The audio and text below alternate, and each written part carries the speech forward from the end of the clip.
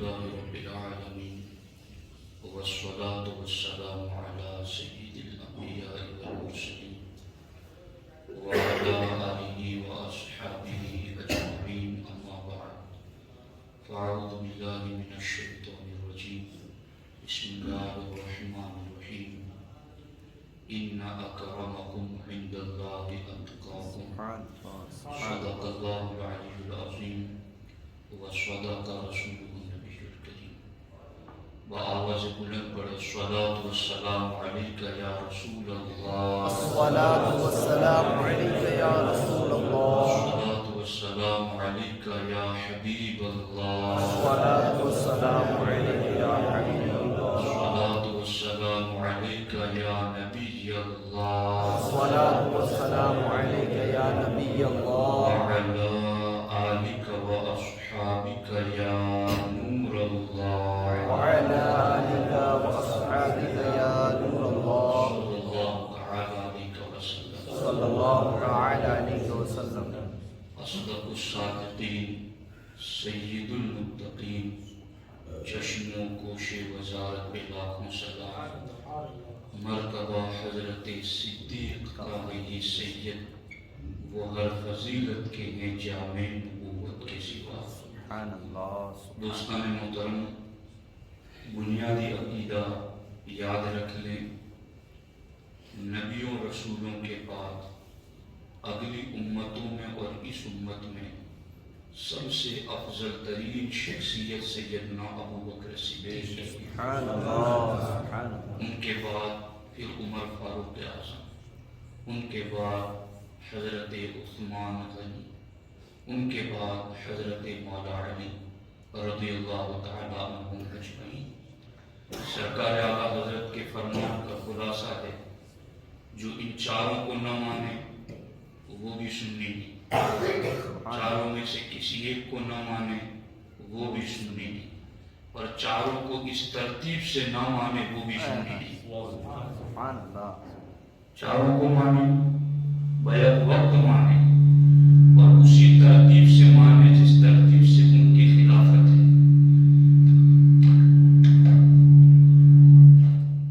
یہی اہل سنت و جماعت کو مانا کچھ لوگ یہ سمجھتے ہیں کہ جی نہیں ہمارا اپنا جی یہ چاہتا ہے ہمارا اپنا دل یہ کہتا ہے تو یہ کوئی ایسا مسئلہ نہیں ہے کہ جس طرح مغرب کے بعد 2 رکعت نفل آپ پڑھیں تو ثواب نہیں پڑھے تو گناہ نہیں ہے اوابین چاش اشراق تہجد آپ پڑھیں تو ثواب ہے نہیں پڑھے تو گناہ نہیں ایسا مسئلہ نہیں ہے یہ مسئلہ تو کفر تک پہنچ جاتا ہے سنیت سے خارج ہونے تک پہنچ جاتا ہے اس پر ہمارے علماء مستقل گفتگو کرتے ہیں میری بھی کئی بیانات ہیں اس کو آپ سن سکتے ہیں آج کے اس سنی اجتماع میں سرکار بابا رحم رحمۃ اللہ تعالی کے زیر سایہ آپ لوگ چونکہ جتنے بیٹھے ہیں میں سب کو چہرے پہچانتا ہوں الحمدللہ نمازی لوگ ہیں ہر دیندار شخص یہ چاہتا ہے کہ اللہ رسول کی بارگاہ میں میں محبوب بن جاؤں مرنے کے بعد جنت میرا مقدر بن جائے مجھے اولیاء اللہ صالحین نیک لوگوں کا پڑوس مل جائے ہر نیک شخص کی یہ تمنا ہوتی لیکن یاد رکھنا العطایا علی قدر البلایا انعامات آزمائشوں کے مطابق ہوتے ہیں اس کو آسان طریقے پر آپ یوں سمجھتے ہیں کہ کون جد و جہد اور اسٹرگل زیادہ کرتا ہے جو جتنی زیادہ محنت کرتا ہے مشقت کرتا ہے وہ اتنا زیادہ نفع اٹھاتا ہے بے شک العطایا علی قدر البلایا اللہ کی طرف سے آنے والے آزمائشات پر بندہ اللہ رسول کی رضا کے لیے جتنا جم کر ڈٹ کر رہتا ہے وہ انعام بھی اتنا ہی بڑا ملتا ہے یہ اصول ہے اس کو میں بھی یاد رکھوں آپ بھی یاد رکھیں ایسا نہیں ہے کہ جو عالم ہے اس کے سامنے آزمائشیں نہیں آتی. شاید ہر گھر کی آزمائشیں اپنے گھر تک ہوتی ہوں گی، مگر ایک امام اور ایک رہبر کے لیے پوری بستی کی بھر آزمائش اس کے سر پر رہتی ہے. وہ اس قدر آزمائشات سے گزرتا ہے. صدیق اکبر رضی اللہ تعالیٰ عنہ کا اتنا بلند ترین جو مرتبہ اور مقام ہے، جب ہم ان کی سیرت پڑھتے ہیں، ان کی زندگی پڑھتے ہیں، تو ہمیں پتہ چلتا ہے ان کی زندگی کا ہر لمحہ دین کے لیے قربانی میں گزرتا ہوا نظر آتا ہے. جس وقت آپ نے کلمہ پڑھا وہ ایسا زمانہ تھا کہ کلمہ پڑھنا موت کی طرف جانے کے برابر، یعنی ایک کلمہ پڑھ لینا پوری قوم کو دشمن بنانے کے لیے کافی ہے کہ جس نے ہمارے نبی کا کلمہ پڑھ لیا پوری قوم اس کی دشمن.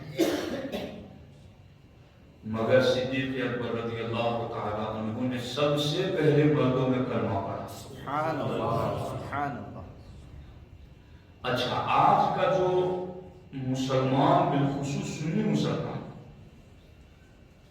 اگر اس کے پاس دو چیزیں ہیں یا دونوں میں سے کوئی ایک چیز ہے تو وہ جلدی عقیدے کی بات کرتا نہیں ہے،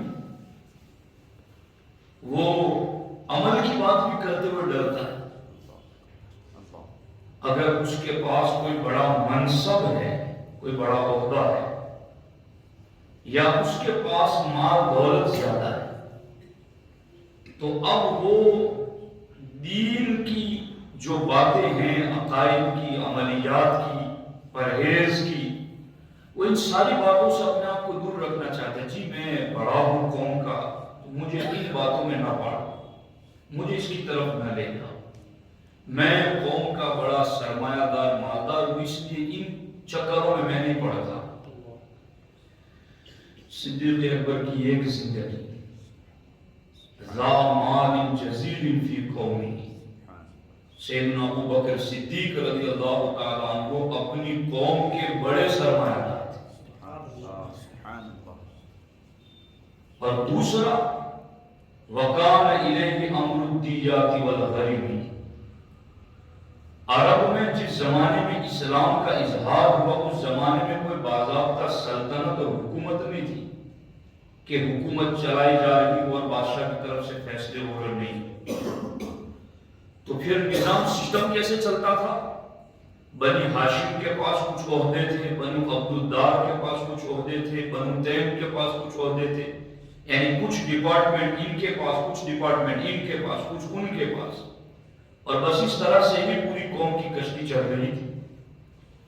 ایسے زمانے میں پورے مکہ اور عرب میں کہیں جھگڑا، فساد، لڑائی، خون ریزی، کسی کو کچھ لگ جاتا تو پورے عرب کے فیصلے اسلام کے اظہار سے پہلے جو ذات کرتی تھی وہ ابو بکر صدیق کی ذات. کہیں بھی کوئی مسئلہ ہوتا تو لوگ صدیق اکبر کے پاس آتے اور آپ فیصلہ کرتے. کسی کو خون بہا دینا ہوتا، دیت دینی ہوتی، کسی کو قتل کر دیا تو بدلے میں معاف کرانے کے لیے کچھ رقم دینی ہوتی، کبھی صدیق اکبر اپنی جیب سے ادا کر دیتے، کبھی سمجھا دیتے تھے، کبھی کوئی کچھ دیتا، کبھی آپ کچھ دے دیتے تھے. یوں اسلام کے اظہار سے پہلے مالداری میں بھی ٹاپ لیول اور عہدہ منصب کے اعتبار سے بھی ٹاپ لیول، لیکن یہ دونوں چیزیں صدیق اکبر کے ایمان لانے میں اور ایمان پھیلانے میں رکاوٹ نہیں بنی. توجہ ہے میں کیا کہہ رہا ہوں؟ چونکہ کرنا کل سے آپ ہی کو ہے جو میں کہہ رہا ہوں، تو سنو دھیان سے کہ مالداری میں بھی ٹاپ لیول کے واردات اور عہدہ اور منصب کے اعتبار سے بھی بڑے درجے کا. آج کا جو سنی سوچ رہا ہے کہ میں بڑا منصب والا ہوں تو اب میں عقیدے کی بات کیوں کروں، میں چونکہ بڑی اونچی جاب رکھتا ہوں تو میں مسجد کیوں جاؤں، یہ دونوں چیزیں صدیق اکبر کے پاس اسلام کے اظہار سے پہلے آلریڈی موجود تھی. اور میرے لفظوں پر بھی غور کرو، صدیق اکبر کے اسلام کا اظہار میں کہہ رہا ہوں، چونکہ صدیق اسلام کے اظہار سے پہلے بھی مسلمان تھے. امام اہل سنت نے لکھا ہے دو ذات ہیں جو روز الست سے روز ولادت، روز ولادت سے سن تمیز تک، سن تمیز سے لے کر ہنگام ظہور بعثت آفتاب نبوت تک، اور وہاں سے لے کر وقت وفات اور وقت وفات سے لے کر ابد الآباد تک دو ذاتیں ایسی تھی جو ہر گھڑی، ہر آن، ہر وقت موحد، مسلم، موقن، ذکی، طیب، طاہر رہے، اور ایک لمحے کے لیے بھی ان کے دامن پر لو سے کفر و شرک کی گندگی نہیں آئی. ان میں سے ایک کا نام ابو بکر صدیق، دوسرے کا نام مولا علی. سبحان اللہ، سبحان اللہ، سبحان اللہ. یہ دونوں شخصیت ہیں، مگر اسلام کے اظہار سے پہلے بھی یہ دو منصب ابو بکر صدیق کے پاس تھے. قبول کیا اسلام، اور اسلام قبول کرنے کے بعد جس دن آپ نے اسلام قبول کیا، حضور میں ٹاپ لیول کا مالدار ہوں، تو اب میری مالداری اور میری تجارت آپ کے دین کے لیے استعمال ہوگی. کلمہ پڑھا، 40,000 درہم لا کر حضور کے قدموں میں رکھ دی. سبحان اللہ، سبحان اللہ، سبحان اللہ. حضور یہ پیسے ہیں، آپ دین پھیلائیں، آپ اس کو دین کے لیے استعمال کریں. اور پھر سیدنا ابو بکر صدیق رضی اللہ تعالیٰ عنہ نے صرف پیسے نہیں دیے. کچھ سرمایہ دار ایسے بھی ہوتے ہیں جن کے پاس وقت نہیں ہوتا، وہ پیسہ دے کے چھوٹ جاتے ہیں. مولانا مجھے آپ گلی محلے میں نماز کی دعوت کے لیے لے کے کیوں جاتے ہو؟ پیسے لے لو مجھ سے آپ کے مدرسے کے لیے، چندہ لے لو، میں چل نہیں سکوں گا. صدیق اکبر نے مال بھی دیا، پہلی گھڑی میں دیا، اور پھر اسی دن، پہلا ہی دن تھا آپ کا، اور آپ حضور کی چوکھٹ سے باہر نکلے. جتنے بھی کاروباری پارٹنرشپ والے تھے نا، ہر ایک کے گھر گئے. سبحان اللہ. عثمان تم میرے تجارت کے ساتھی ہو؟ جی ابو بکر. کیا ہوا؟ کہا میں تمہیں ایسی تجارت نہ بتاؤں کہ جو دنیا میں بھی فائدہ دے اور آخرت میں بھی فائدہ دے؟ سبحان اللہ، سبحان اللہ. کہا وہ تجارت کون سی؟ کہا محمد عربی صلی اللہ علیہ وسلم کا کلمہ پڑھ لو، یہ تجارت دنیا آخرت دونوں جگہ فائدہ دے. سبحان اللہ، سبحان اللہ، سبحان اللہ. پہلے ہی دن عثمان غنی کو کلمہ پڑھا ہے، سبحان اللہ، حضرت طلحہ کو کلمہ پڑھا ہے، سبحان اللہ. اور 2 دنوں کے اندر حضرت صدیق اکبر نے ابو عبیدہ ابن جرح، عبد الرحمن ابن عوف، ارقم بن ابی الارقم، ابو سلمہ، ان تمام، عثمان بن مظعون، ان 9 یا 8 اکابر صحابہ کرام کو پہلے 2 دنوں میں ہی صدیق نے کلمہ پڑھا کے مسلمان بنا. سبحان اللہ، سبحان اللہ، سبحان اللہ. یہ اور پھر کلمہ پڑھایا، ان کو کلمہ پڑھایا، مسلمان بنایا، حضور کے در پہ لا کے کھڑا کر دیا. اب آگے بات اس پر بدلی کر، اسلام کے نام پر جو غلام تھے انہیں مارا جا رہا تھا. انہوں نے کلمہ پڑھ لیا، کا بس جرم یہی تھا کہ یہ مسلمان ہو گئے، تو ان کے کافر لیڈر اور مالک ان کو مارتے تھے. صدیق اکبر نے کہا میں مالدار ہوں، میرا مال کس کام کا اگر مسلمان پر ظلم ہو؟ آپ نکلی اور آپ نے ایسے 7 غلاموں کو اپنی جیب خاص سے پیسے دے کر کے اللہ کے نام پر آزاد کرایا. سبحان اللہ، سبحان اللہ. بلال کی خریداری کے لیے گئے تو امیہ نے کہا کہ میں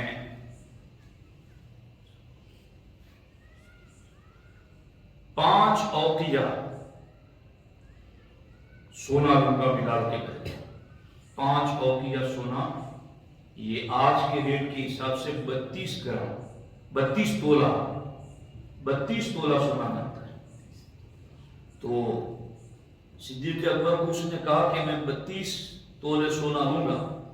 تو صدیق اکبر نے ایک لمحے کے لیے بھی یہ نہیں کہا یہ تو بہت زیادہ ہے، بلال تو ایسے رنگ کا ہے، ایسا ہے، فن نہیں ہے، کوئی ہنر نہیں ہے، کم کرو. نہیں، جیسے کہا تیسے ہی صدیق اکبر نے 32 تولے سونا بلال کے بدلے میں دے دیا. امیہ کو تعجب ہوا. امیہ نے کہا بلال، ابو بکر اگر تم ایک اوقیہ پر بھی اڑ جاتے کہ میں ایک سے زیادہ نہیں دوں گا بلال تو بھی میں دے دیتا. کہا تو ایک پر اڑ جانے کی بات کرتا، اگر تو 100 اوقیہ پہ اڑ جاتا تو صدیق 100 اوقیہ ادا کر دیتا. کون ہے آج ایسا تاجر جو دین کے لیے یہ جذبہ رکھتا؟ کبھی کسی عالم دین سے ملاقات کر کے یہ چلنے والے ادارے یہ معمولی نہیں ہے، انہوں نے دین کو زندہ رکھا ہے. یہ ادارے نہ ہوتے تو آج ہم تمہارے سامنے نہ ہوتے. انہی اداروں میں ہم پل بڑھ کر کے آج تم تک دین کا پیغام پہنچا. سامنے سے جا کے پوچھا کرو، علماء سے ملا کرو.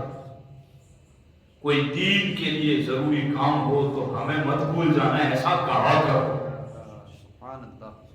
یہ ہے صدیق اکبر کی سیرت. اور آپ نے یوں 7 غلاموں کو بھی آزاد کرایا.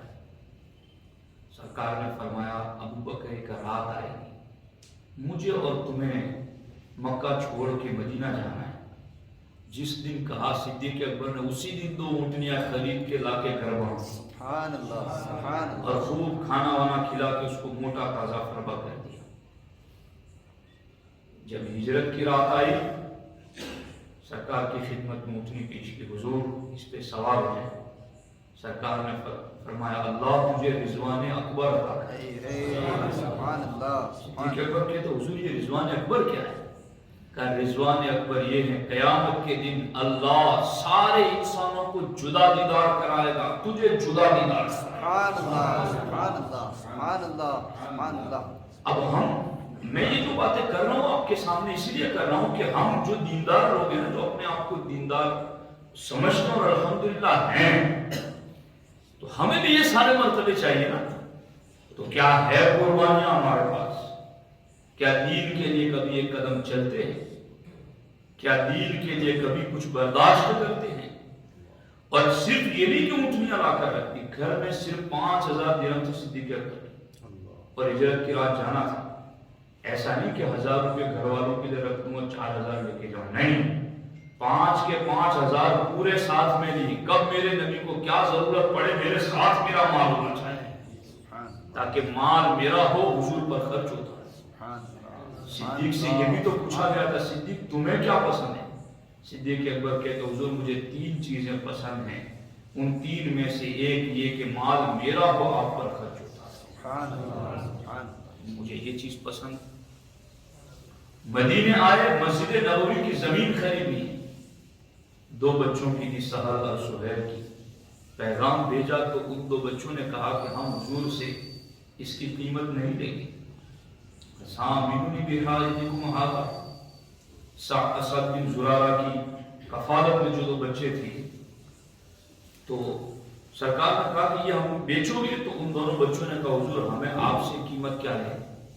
تو سرکار نے فرمایا نہیں، میرا صدیق اس کی قیمت ادا کرے گا. مسجد نبوی کی ایک نیکی 50,000 کے برابر. ہر گھڑی 50,000 نیکیاں ہو رہی اور قیامت تو ہوتی رہے گی. وہ زمین تو صدیق نے خریدی. کوئی حساب ہے ابو بکر صدیق کی نیکیوں کا؟ سرکار نے جب عائشہ صدیقہ سے کہا تھا کہ عائشہ صدیقہ نے پوچھا کہ آسمان پر تاروں کے برابر بھی کسی کی نیکیاں ہیں؟ سرکار نے کہا ہاں میرا عمر ہے. تو عائشہ صدیقہ نے کہا کہ پھر میرے باپ ابو بکر صدیق کی نیکیاں کتنی ہیں؟ تو سرکار نے فرمایا عمر کی ساری نیکیاں ابو بکر کی ایک نیکی. صدیق بے شک محفلوں میں صدیق اکبر کا ذکر کیا. اور آج کا دور رافضیت زدہ شیعوں کی زہریلی وبائیں بلائیں پھیل رہی ہے سنیوں میں بڑی تیزی کے ساتھ. اس زمانے میں صدیق اکبر کی عظمت پر پہرا دینا بہت زیادہ ضروری ہے۔ صدیق اکبر رضی اللہ تعالی عنہ نے اپنی تجارت اور اپنا عہدہ، میں جو سمجھانا چاہتا ہوں وہ بات ہے، صدیق اکبر رضی اللہ تعالیٰ نے اپنا عہدہ، منصب اور اپنا مالدار ہونا دونوں کو استعمال کیا دین کی ترقی کے لیے، دین کی۔ اگر اللہ نے ہمیں عزت دی کہ ہم خاندان کے بڑے ہیں تو اس خاندان میں دین لا، اس خاندان میں دین کا حکم سنا۔ اللہ نے ہمیں مالدار بنایا ہے تو اس مال کو ناجائز اور حرام کاموں میں نہیں، دین کی ترقی کے لیے استعمال کرو۔ یہ ہمیں سیدنا صدیق اکبر نے سکھایا۔ جب صدیق اتنی قربانیاں دیتے رہے نا تو ہمارے نبی علیہ السلام نے فرمایا ما نفعنی مال احد قط ما نفعنی مال ابی بکر۔ اللہ کے رسول علیہ السلام ارشاد فرماتے ہیں مجھے کسی کے مال نے وہ نفع نہیں دیا جو صدیق کے مال نے نفع دیا۔ اور اللہ کے رسول صلی اللہ علیہ وسلم صدیق اکبر کے مال میں کیسا تصرف کرتے تھے؟ تصرف معنی خرچ کرتے تھے جس طرح سے کسی اور کی جیب میں اور کوئی اور بغیر پوچھے بغیر جھجک کے نکال کے خرچ کرے، سرکار یوں صدیق کا مال خرچ کرتے تھے۔ اور جب بلال کو خرید کر جب آئے نا حضرت ابو بکر، اس وقت کہا سرکار دو عالم صلی اللہ علیہ وسلم نے کہ ابو بکر کچھ روپیے مجھ سے بھی لے لو، اس لیے کہ بلال کا خریدار میں بھی بننا چاہتا ہوں۔ تو حضرت صدیق اکبر رو پڑے اور روتے ہوئے کہا حل انا و مالی الا لک یا رسول اللہ صلی اللہ علیہ وسلم، حضور میں کیا اور میرا مال کیا، میں بھی آپ کا اور میرا مال بھی آپ کا، میرا اپنا کچھ نہیں ہے۔ یعنی یہ دیکھو العطایا علی قدر البلایا، انعام انہیں کو زیادہ ملتے ہیں جو قربانیاں زیادہ دیتے ہیں۔ سرکار نے کہا وطن چھوڑ دو، صدیق اکبر تیار۔ سرکار نے کہا تمہارا سارا بزنس سارا کاروبار مکے میں ہے، چھوڑ دو، ایک لمحے کے لیے تردد نہیں، حضور میں تیار۔ سرکار نے فرمایا اپنی بیٹی عائشہ کو میرے نکاح میں دے دو، ایک لمحے کے لیے توقف نہیں۔ اور یہ تو بہت بڑی بات ہے۔ میں جس نظر سے اس مسئلے کو دیکھتا ہوں، مولانا الطاف صاحب کی خصوصی توجہ چاہوں گا کہ وہ جو حدیثیں ہیں نا جس میں اللہ کے رسول علیہ السلام نے خلفائے اربعہ کے لیے دعائیں دی، اللہ ابو بکر پر رحم کرے انہوں نے میرے لیے یہ کیا، اللہ عمر پر رحم کرے عمر نے یہ کیا، اللہ عثمان پر رحم کرے عثمان نے یہ کیا، اللہ علی پر رحم کرے علی کے لیے یہ ہے۔ وہاں سرکار نے خاص ابو بکر کے لیے جو دعا دی ہے نا وہ یہ ہے اللہ ابو بکر پر رحم کرے کہ انہوں نے مجھے اونٹنی پر بٹھا کر مدینے پہنچایا اور اپنی بیٹی عائشہ میرے نکاح میں دی، اپنی بیٹی عائشہ میرے نکاح میں دی۔ ہے توجہ آپ کی؟ اب دھیان سے سنو۔ ماں عائشہ صدیقہ رضی اللہ تعالیٰ عنہ کا جو ذہن، فطانت، سوچ سمجھنے کی جو صلاحیت تھی وہ ہمارے نبی علیہ السلام پہلے سے جان چکے تھے، اور سرکار کا دین قیامت تک کے لیے، اور اس دین کا آدھا حصہ عورتیں بھی ہیں۔ عورتوں تک دین پہنچانے کے لیے کوئی ایسی عورت چاہیے تھی جو ٹاپ لیول کی ذہین ہو اور ہوشیار ہو، بیدار مغز ہو، اور صدیقی خون تو ایسے ہی وفادار ہوتا ہے۔ صدیق اکبر کا خون ہی وفادار ہے۔ ختم نبوت کا پڑوسی ملک میں جس بندے نے قانون بنایا وہ شاہ احمد نورانی بھی صدیق ہے۔ صدیق کی خون نبی کا وفادار ہوتا ہے۔ سرکار نے یہ کہا فوراً تیار ہو۔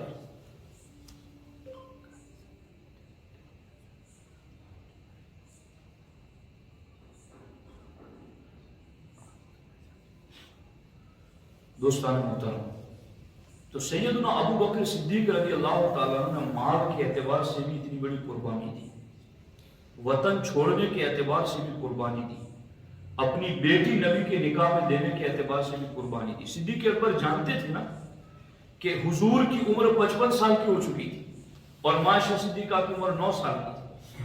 صدیق یہ جانتے تھے ادھر میری بیٹی عمر کی جوانی کو پہنچے گی، حضور وصال فرمائے گی، اور صدیق اکبر یہ بھی جانتے تھے کہ نبی کے نکاح میں آنے کے بعد میری بیٹی پھر کسی سے نکاح نہ کر سکے، اس لیے کہ وہ مومنوں کی ماں بن رہے. اور صدیق اکبر یہ بھی جانتے تھے کہ نبی کا ترکہ ان کی اہل بیت میں تقسیم نہیں ہوگا. یعنی نہیں سمجھ میں آئی بات، یعنی نبی کی جو بھی پراپرٹی ہے وہ بعد میں امت کی ہے، ان کی اولاد کی نہیں ہے، ان کی بیویوں کی نہیں ہے. یہ بھی صدیق جانتے تھے. جبھی تو سیدہ خاتون جنت سے وہ حدیث سنائی تھی باغ فدق والے مسئلے پر، تو ان میں صرف خاتون جنت کو جواب نہیں تھا، وہ اپنی بیٹی کو بھی جواب تھا صدیق اکبر کہ نبی اپنی وراثت میں مال نہیں چھوڑتے، مال جو بھی ہے وہ امت کا ہے، اور نبی کی وراثت نبی کا علم ہے. تو صدیق اکبر یہ ساری چیزیں جانتے تھے کہ میری بیٹی جوانی کی دہلیز پر پہنچے گی اور ادھر اللہ کے رسول علیہ السلام وصال فرمائیں گے، اور سرکار کے وصال کے بعد میری بیٹی نکاح بھی نہ کر سکے اور میری بیٹی کو مال سے حصہ بھی نہیں ملے گا. اس کے باوجود صدیق نے اپنی بیٹی کو نکاح میں نبی کے اس لیے پیش کیا تاکہ قیامت تک امت کو نبی کے دین کا علم عورتوں کے ذریعہ پہنچتا رہے. تو جب قربانیاں اتنی زیادہ دی نا تو اللہ نے انعامات بھی اتنے زیادہ عطا. دوستان محترم، بہت بڑے دکھ کی بات مولانا الطاف صاحب نے سنی.